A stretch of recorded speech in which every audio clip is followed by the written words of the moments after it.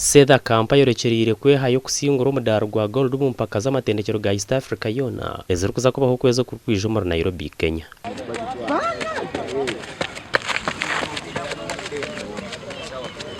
Ubwo kutendeka kongira amani kandi nagira ngo imizanege aheraze kushikira nayija kuba yagize urumutindo gwo kusingura.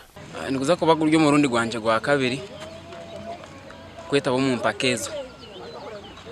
ubwo kwire kandi ndeje university yabe hostingere kafuna experience yinashufunireyo actually nangwa nisima mukama ngo na hacha himpikire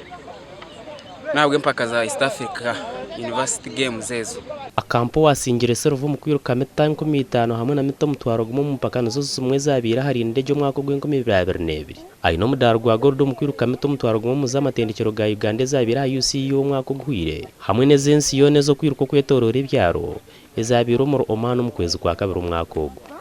Of course noreba ko kusinga ngakora kuba successful na munongo mu sports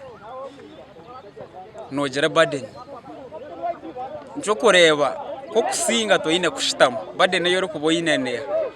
ico kubanza abantu abamwe ne batandika ku preparingira abandi benda ku meeting ogutabuzire kwerarekerere bizibe byaro kushanga mu kutende koko kwaro kucara gukora wenka niko kusima baro kugezaho kumuhwera kubasa kumuhereza umuhimbo training ro mu buterezi ko training ro mu buterezi ico kubanza nota kumuvinga nota kutambara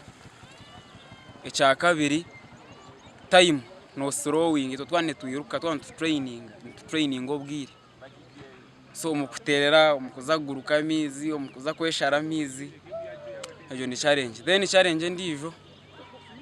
ni challenge tabora abantu ba Africa challenge ya facilitations but nyenda kusima university yanje nyenda kusima ba coach banje Uganda Athletics Federation impakeze nazo mu rundu rw'13 kandi amatendekero ku rugo mu Uganda, Kenya, Tanzania, Burundi na Gand niko garakuza kuzetabamo. Abwa TV West and Aloysius Byamukama.